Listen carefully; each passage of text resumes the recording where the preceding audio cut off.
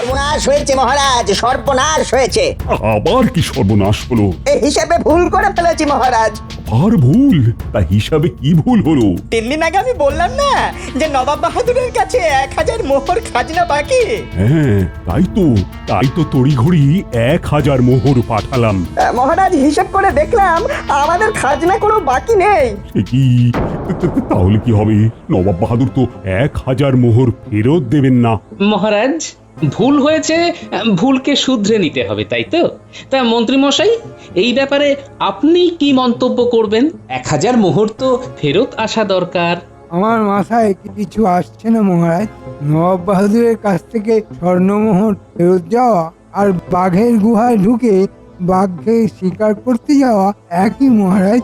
মহারাজ, আমি বলি কি, একটা পত্র লিখুন, তাতে আমাদের ভুল স্বীকার করে নবাব বাহাদুরের কাছে ক্ষমা প্রার্থনা করুন। আমার দৃঢ় বিশ্বাস নবাব বাহাদুর কিছু একটা বলবেন এবং সেটা শুভই হবে মহারাজ। বলছো? হ্যাঁ, একটা চিঠি বড় লিখে দিই। আর একটা অনুরোধ করব গোপাল। করুন মহারাজ। আমার ইচ্ছে নবাব বাহাদুরের কাছে বার্তাবাহক তুমি হও। চিঠিটা তোমার হাত দিয়ে গেলেই আমি একটু নিশ্চিন্ত হই। 1000 মোহর তো আর কম নয়। আমার প্রজাদের স্বার্থে ওই 1000 মোহর অনেকখানি। তুমি কাল সকালে মুর্শিদাবাদ চলে যাও আর খাজাঞ্চি মশাইয়ের কাছ থেকে রাহা খরচ নিয়ে নিও। যথা আজ্ঞা মহারাজ। এরপর থেকে যাতে ভুল না হয় তার জন্য সমস্ত সভাসদদের আমি একটা আদেশ দিচ্ছি। রাজপ্রাসাদের মধ্যে যে গ্রন্থাগার আছে, অবসর সময়ে সেই গ্রন্থাগারের গ্রন্থগুলো সবাইকে পড়তে হবে, বুদ্ধির বিকাশ ঘটাতে হবে। গোপাল ফিরে আসুক, তারপর সবাই সময় করে গ্রন্থাগারের গ্রন্থের মধ্যে ডুবে যেতে হবে।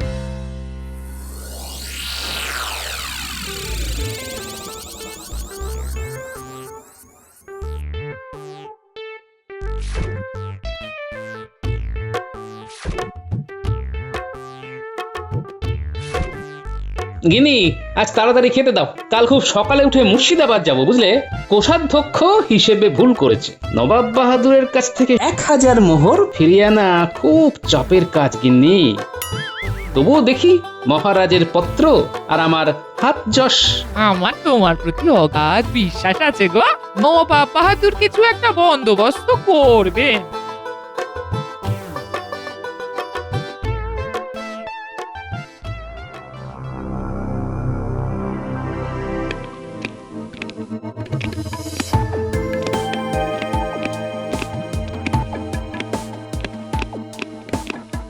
কি হয়েছে মহারাজ? আপনি একটু উত্তেজিত আছেন। ও বড় ভুল হয়ে গেছে রানী। কোষাধ্যক্ষ ভুল হিসেব করি 1000 মোহর নবাব বাহাদুরের কাছে পাঠিয়ে দিয়েছে বকেয়া খাজনা হিসেবে। ভুল হিসাব? হ্যাঁ রানী, কোষাধ্যক্ষ তো ভুল করে বাড়তি 1000 মোহর পাঠিয়ে দিয়েছে। এখন গোপালের হাতে একটা পত্র দিয়ে নবাব বাহাদুরকে অনুরোধ করেছি, দেখি নবাব বাহাদুর কি করেন। একটা কাজ আপনি খুব ভালো করেছেন মহারাজ, গোপালকে পাঠিয়েছেন। আমার বিশ্বাস গোপাল কিছু একটা বন্দোবস্ত ঠিক করে আসবে, দেখবেন। আমারও বিশ্বাস আছে, কিন্তু ঠিক নিশ্চিন্ত হতে পারছি না। মানে কোষাগারের অবস্থা তো সঙ্গীন, দেখি ঈশ্বর কি করেন।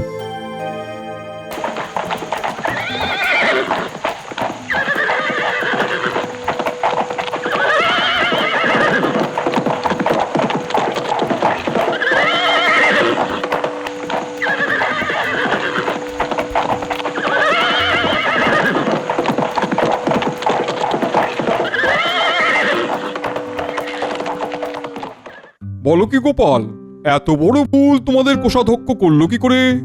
আগে ভুল কি আর কেউ ইচ্ছে করে করে নবাব বাহাদুর? ভুল হয়ে যায়। কি আর করা যাবে, ভুল মানুষ মাত্রই হয়, আর যারা কাজ করে তাদেরই তো ভুল হয়। ঠিকই বলেছো গোপাল। মহারাজকে গিয়ে বলো যে 1000 মোহর পরবর্তী খাজনার সঙ্গে হিসেব মিলিয়ে দেওয়া হবে, কেমন? নবাব বাহাদুর, একটা মিনতি করছি আপনার কাছে। রাজকোষাগার খুব সঙ্গীন অবস্থার মধ্যে আছে, তাই যদি... বুঝেছি, ঠিক আছে, তুমি নিশ্চিন্ত থাকো। উজির, গোপালকে কাল কৃষ্ণনগর ফেরার সময় হাতে 1000 মোহর দেওয়ার ব্যবস্থা করে দিও। আরেকটা কথা, পুনরায় ভুল হলে আমি কিন্তু সুদে আসলে উসুল করে নেবো। এই কথাটা কৃষ্ণচন্দ্রকে বলে দিও গোপাল। নবাব বাহাদুরের জয় হোক।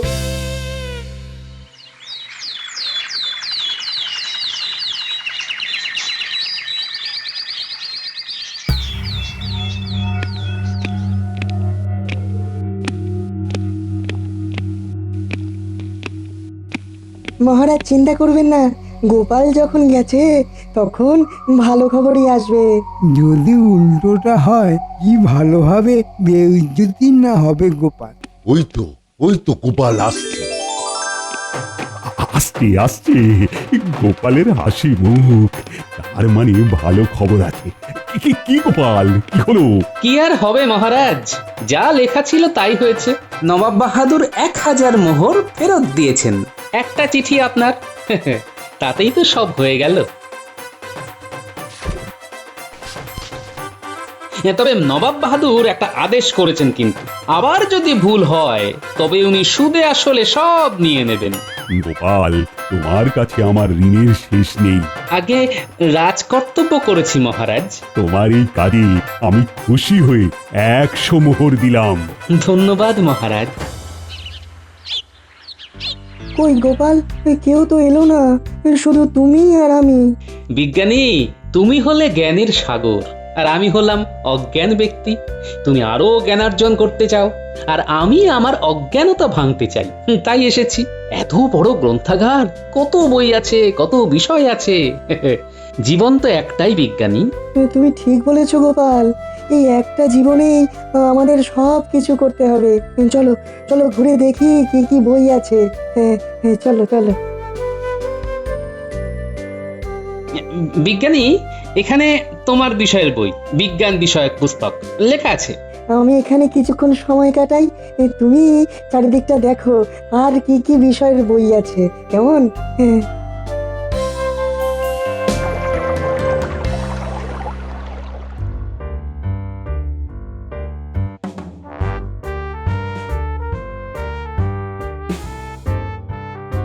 কি গো মন্ত্রী, গোপাল আর বিজ্ঞানী গ্রন্থাগারে গেল, তুমি গেলে না? মহারাজ, পুঁথিগত বিদ্যে দিয়ে কি রাজকার্য চলে? রাজকার্য চলে ব্যবহারিক বিদ্যা। আমার পুঁথিগত জ্ঞানের প্রয়োজন নেই মহারাজ। আচ্ছা ঠিক আছে, তবে যদি ভুল করো কোনোদিন তাহলে কিন্তু শাস্তি পাবে, এটা আমি বলে দিলাম। এইখানে বিভিন্ন বিষয়ের উপর বই আছে। আরে আরে, এটা কি বই? লেখা আছে নিজের দায়িত্বে পড়ুন, মানে দেখি তো।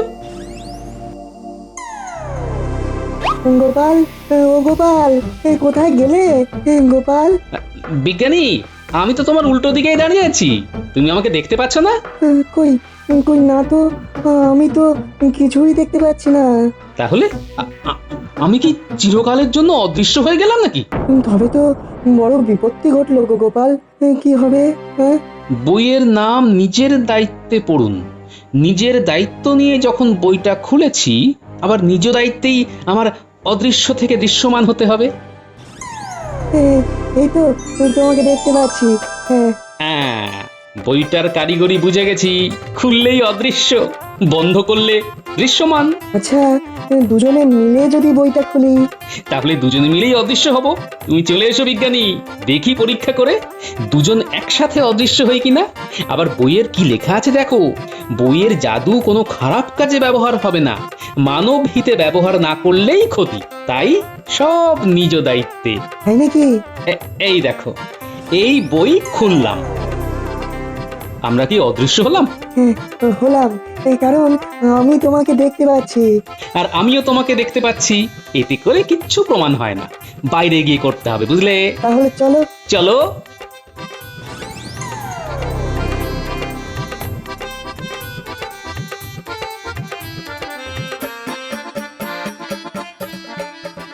বিজ্ঞানী, আমরা দুজনে বইটা খুলে অদৃশ্য হয়ে ভোলার দোকানে যাই। ভোলা যদি আমাদের দুজনকেই দেখতে পায় তাহলে বুঝবো দুজনকে নিয়ে এই জাদু হবে না। ঠিক, চলো তাহলে একসাথে অদৃশ্য হই। মনে হচ্ছে অদৃশ্য হয়েছি, তাহলেও আমরা যাই, চলো ভোলার কাছে দাঁড়াই। ভোলা যদি দেখতে না পায় তাহলে বুঝবো আমরা অদৃশ্য। মানে একজন তৃতীয় ব্যক্তির সাহায্য আমাদের নিতে হবে।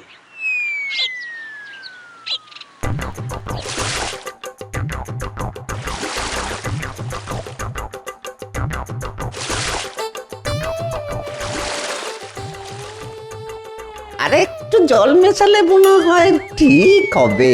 আরো আরো ওই 2 ঘটি জল মেশাই।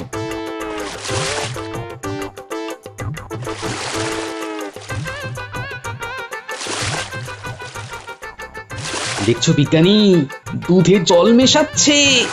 আমরা তো ভোলার সামনেই দাঁড়িয়ে আছি, ভোলা দেখতে পাচ্ছি না।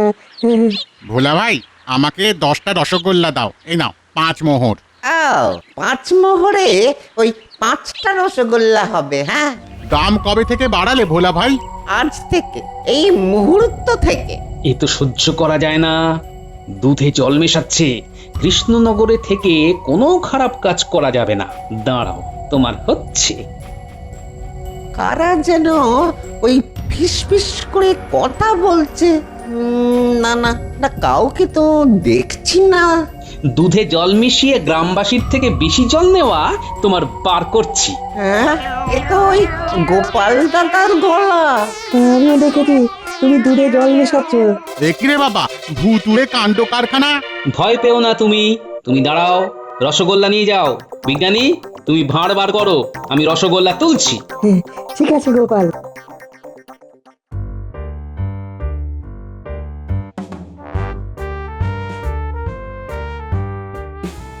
মন্ত্রী মশাই, আপনি কিছু বলুন।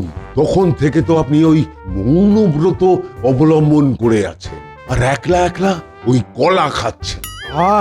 আমি মৌনব্রত যখন অবলম্বন করব তখন আমি কিছু চিন্তা করছি। এটা তো বুঝতে হবে রাজবৈদ্য, সকল চিন্তাশীল ব্যক্তি মৌনতা অবলম্বন করেই থাকে। তাদের চিন্তার পথ পরিষ্কার হয়, দৃষ্টিভঙ্গি স্বচ্ছ হয়। তা মন্ত্রীমশাই, আপনার দৃষ্টিভঙ্গি স্বচ্ছ হয়েছে? আপনি কিছু দেখতে পাচ্ছেন? গোপাল আর বিজ্ঞানী এই দিকেই আসছে। কিছু একটা করে গোপালের পায়ে লাগাতে পারি তো আনন্দ পায়। গোপাল পায়ে চোট পেলে অন্তত 3 থেকে 4 দিন রাজসভাতে আসতে পারবে না। কোনো গুরুতর বিষয়ে কথা বলতে পারবে না। মহারাজকে যুক্তির জালে আমার বর্ষে করে নিতে পারবে। আর একটা একটা কলা খাওয়ার পর এই কলার খোসা মাথায় একটা বুদ্ধি দিয়েছে। বিজ্ঞানী, চলো আমরা অদৃশ্য হই। মন্ত্রীমশাই কি আমাদের দেখেছে?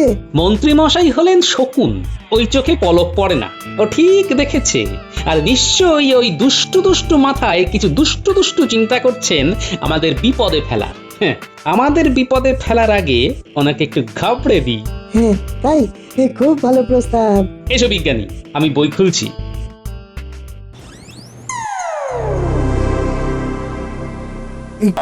গোপাল আর বিজ্ঞানী কোথায় অদৃশ্য হয়ে গেল? আরে এই মাত্র তো দেখলাম এখানে ছিল। আমিও তো দেখলাম, আমাদের দিকেই তো আসছিল। তবে গোপালের হাতে একটা বই ছিল। আমাদের দেখে ভয়ে পালিয়েছে। কলার খোসাটার সৎ ব্যবহার করা গেল না। গোপাল কলার খোসায় আছাড় খেলো না। আচ্ছা, আমাকে আছাড় খাওয়ানোর ধান্দায় ছিলেন মন্ত্রী মশাই। হ্যাঁ, ঠিক আছে। আমার ওষুধটা এবার দেখুন আপনারা দুজন। গোপাল, মানব হিতের কথাটা মাথায় রেখো। বিজ্ঞানী, মন্ত্রী মশাই আমাকে কষ্ট দেওয়ার জন্য কলার খোসা ফেলবেন বলে ভাবছেন। এটা কোনো হিতের কাজ? ঠিক ঠিক ঠিক। কেউ জানো আমার কাছে এলো? কে এলো মন্ত্রীমশাই? কাউকে তো দেখছি না। এখন সন্ধে হয়। এই সন্ধেবেলায় তেনাদের আগমন হয়। ও মন্ত্রীমশাই, আমার আমার ঘরে যেন কার নিঃশ্বাস পড়ছে। বাহ, এটাই তো সহজ পদ্ধতি, ভূতের ভয় দেখানো। আর একটু নিঃশ্বাস ফেলি। ওরে বাবারে, আমার ঘরে শব্দ করে নিঃশ্বাস পড়ছে। কেউ আমার জামার খোঁটা টেনে ধরছে। পালাও পালাও রাজবৈদ্য, পালাও পালাও। রাম রাম রাম রাম রাম রাম রাম রাম। বাবা বাবা গো, বাবা গো।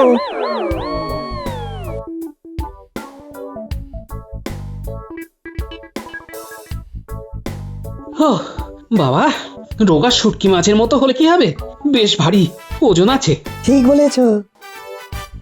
এই তো মন্ত্রী মশাইয়ের বাড়ি এসে গেছে।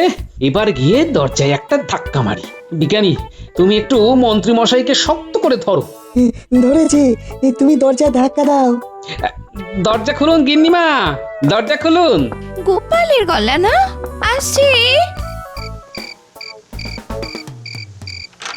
কি ওনার কি হয়েছে? ওই রাস্তায় পড়েছিল, আমরা দুজন তুলে নিয়ে এলাম। ওগো, চোখ খোলো, কথা বলো। আমি কোথায়? আপনার বাড়িতে মন্ত্রী মশাই, আপনি দিব্যি রাস্তায় শুয়েছিলেন। আমরা আপনাকে তুলে নিয়ে আপনার ঘরে রেখে দিলাম। এখন আপনি বিছানায় শুয়ে আছেন। হ্যাঁ গো, তোমার কি ভীমরতি ধরেছিল? তুমি বিছানা ছেড়ে রাস্তায় শুয়েছিলে? গিন্নি, আমাকে ভূতে রাস্তায় ফেলে দিয়েছিল। ভূতে রাস্তায় ফেলে দিয়েছে? ও মা গো, কি সর্বনাশ হলো গো! ভুলভাল কথা বলছে গো। আমি আজই বাপের বাড়ি চলে যাচ্ছি। গিন্নিমা, গিন্নিমা, শান্ত হন। মন্ত্রী মশাইয়ের কথা শুনতে দিন। বলুন বলুন মন্ত্রী মশাই, বলুন। দাঁড়িয়ে কথা বলছিল, হঠাৎ তোমাদের দুজনকে আসতে দেখলাম। তারপর হঠাৎ আবার তোমাদের দেখতে পেলাম না। তোমরা কোথায় উড়ে গেলে? তারপর আমার ঘাড়ের কাছে কেউ নিঃশ্বাস ফেলতে লাগলো, আমার জামা ধরে টানতে লাগলো। তারপর আমার আর কিচ্ছু মনে নেই। ওরে মা রে, ওরে বাবা রে, আমার কি হবে রে? গিনি, গিনি, কেঁদো না গিনি। মন্ত্রী মশাই, আপনি আর গিন্নিমা এখন একটু কেঁদে নিন। কাল সকালে রাজসভায় একটু তাড়াতাড়ি আসবেন, কেমন? কাল একটা মজা দেখবেন। মজা? হ্যাঁ, ভারী মজা। হ্যাঁ।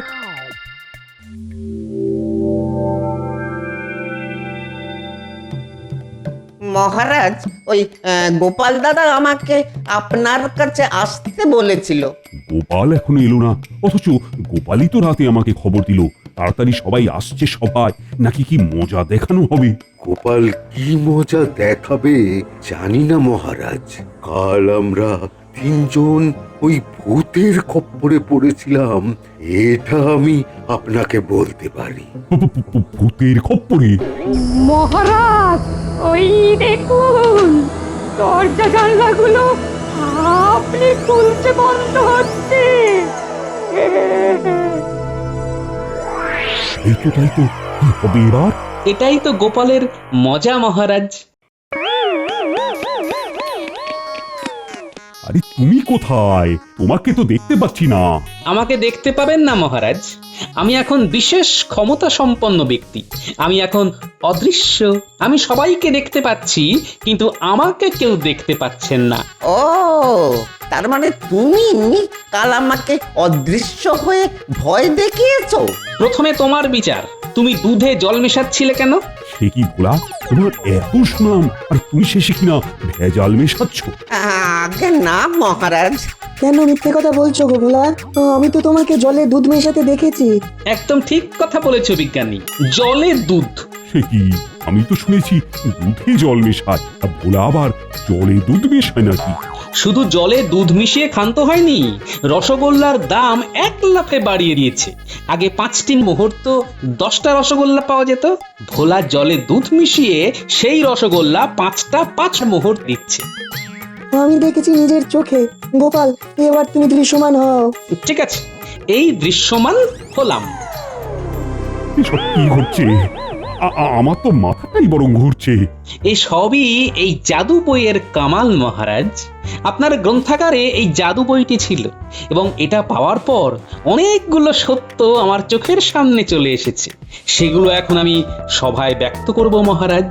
মহারাজ, প্রথমেই বলে রাখি, ভেজাল মেশানোর অপরাধীকে শাস্তি দিন। ক্ষমা করে দিন মহারাজ, ক্ষমা করে দিন। এটাই আমার প্রথম আর এটাই আমার শেষ অপরাধ। না না না না, প্রথম আর শেষ বলে কোনো কথা নেই। অপরাধ হলো অপরাধ। ভেজাল মেশানোর অপরাধে তোমাকে 3 দিনের কারাদণ্ড আর 100 মোহর জরিমানা করলাম। এরপর আসবে মন্ত্রীমশাই। আমি কি করলাম গো? মহারাজ, মন্ত্রীমশাইয়ের অপরাধ আরো বেশি। কাল পথের মোড়ে মন্ত্রীমশাই দাঁড়িয়ে পরিকল্পনা করেছিলেন কিভাবে আমাকে আঘাত করবেন। তাই কলা খেয়ে কলার খোসা ফেলে আমাকে আঘাত করতে চেয়েছিলেন, কিন্তু সেটাও হলো না। আমি আর বিজ্ঞানী অদৃশ্য হয়ে সব শুনে নিলাম। গোপাল, আমি কিন্তু তোমার পক্ষে আছি। আমি কি তোমাকে কিছু বলেছি পণ্ডিত? তুমি আমার পক্ষে থাকবে এই রকম কথা কেন বললে? তুমি আমার বিপক্ষে কথা বলেছিলে পণ্ডিত, কিন্তু তুমি বড় ক্ষতি করনি, তাই তোমাকে আমি কোনো দোষ দেব না। সব শুনে একটা কথাই আমি বলবো, মন্ত্রীর পিঠে আমি লিখে দেব কুবুদ্ধির ঢেঁকি, আর মাথায় জল ঢেলে সারা রাজ্য মন্ত্রী মশাইকে ঘোরানো হবে। এবার গোপাল বলো তো, তুমি এই বইটা কোত্থেকে পেলে? মহারাজ, আপনার গ্রন্থাগারে এই সুন্দর বইটি খুব অবহেলায় রাখা ছিল। আমি আর বিজ্ঞানী এটা খুঁজে পাই। এই বইয়ের পাতা খুললেই অদৃশ্য হয়ে যায়, আর পাতা বন্ধ করলেই দৃশ্যমান হয়। আর আমরা দুজন এই অদৃশ্য হয়ে কিছু দৃশ্যমান মানুষের বদগুণগুলোকে আবিষ্কার করি মহারাজ। খুব সুন্দর গোপাল, খুব সুন্দর, খুব সুন্দর তোমার চিন্তা। হ্যাঁ, এবার আমার শাস্তি দেবার পালা। চলো তো মন্ত্রী, বাইরে গিয়ে তোমার পিঠে লেখা হবে কুবুদ্ধির ঢেঁকি।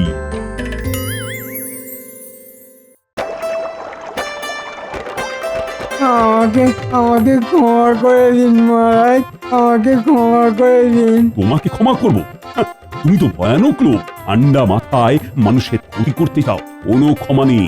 এই পুটি উল্টে তোরা থেমে থাকিস না, বল বল ছড়াকার। মন্ত্রীমশাই জব্দ ভারী কুবুদ্ধি দিয়ে শাস্তি পেয়ে যাচ্ছে এখন হাঁড়ি মাথায় নিয়ে। মন্ত্রীমশাই জব্দ ভারী কুবুদ্ধি দিয়ে শাস্তি পেয়ে যাচ্ছে এখন হাড়ি মাথায় দিয়ে। যেমন কর্ম তেমন ফল।